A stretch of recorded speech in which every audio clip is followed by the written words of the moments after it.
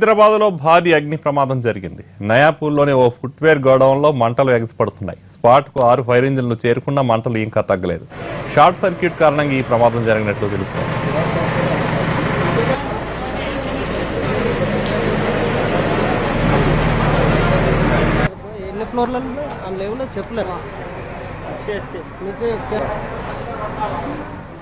హైదరాబాద్ నయాపూల్ చెప్పుల గోడౌన్లో అగ్ని ప్రమాదానికి సంబంధించి పూర్తి వివరాలు మా ప్రతినిధి అరుణ్ అందిస్తారు.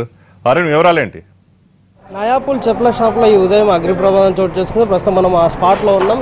4 ఫైర్ ఇంజన్లు దీనికి లోకి రావడానికి అందుబాటులో లేకపోవడం వల్ల వాటిని తీసుకొచ్చి ప్రయత్నం చేసి మంటలు ఆర్పే ప్రయత్నం చేస్తున్నారు. ఫైర్ సిబ్బంది పూర్తి స్థాయిలో కంట్రోల్ చేసే ప్రయత్నం చేస్తున్నారు. మొదట కింద స్టార్ట్ అయినటువంటి మంటలు అంచులంచులుగా అంటుకుంటూ ఒక్కొక్క ఫ్లోర్ నుంచి పైకి వెళ్ళడం జరుగుతుంది. మొత్తం ప్లాస్టిక్ సంబంధించి చెప్పుల షాప్కి సంబంధించిన గోడౌన్ కావడం వల్ల ఇందులో ఫైర్ ఎక్కువ అవుతుంది. దాంతో స్పందించిన అధికారులు వెంటనే చుట్టుపక్కల ఉన్నటువంటి షాప్కి సంబంధించినటువంటి వాటిని తొలగించి ఖాళీ చేయడం జరిగింది. ముందు జాగ్రత్త చర్యలు తీసుకున్నారు. ఇక్కడికి వచ్చిన వాటన్నిటిని కూడా బుల్డోజర్తో తీసుకొచ్చి ఎలక్ట్రిసిటీ డిపార్ట్మెంట్ అలాగే ఫైర్ సిబ్బంది సమన్వయంతో ఇక్కడ మంటలను ఆర్పే ప్రయత్నం జరుగుతుంది. ఎన్ని గంటలకు ఇది ఫైర్ స్టార్ట్ అయింది అనేది ఇక్కడ ఉన్న వాళ్ళతో మాట్లాడుతాం. ఎన్ని గంటలకు స్టార్ట్ అయింది? 9 ఎట్లా వచ్చి शॉर्ट सर्किट हुआ। क्या है इसमें? चप्पल चप्पल का शॉप, पूरा चप्पल का शॉप है। చెప్పుల షాప్ లో 9 గంటలకు మంటలు స్టార్ట్ అయ్యాయని చెప్తున్నారు. మరోవైపు ఇక్కడ ఫైర్ సిబ్బందిని కూడా చూడొచ్చు.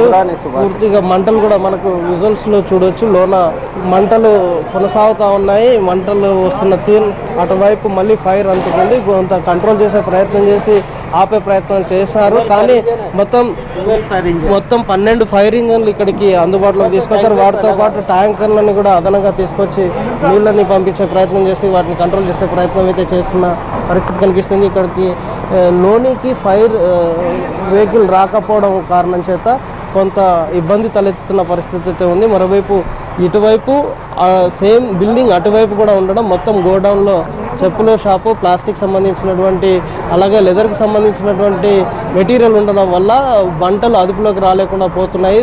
స్ప్రెడ్ కాకుండా మాత్రం చేసుకున్న చర్యలు కొంత సత్ఫలితాన్ని ఇచ్చాయనే చెప్పొచ్చు.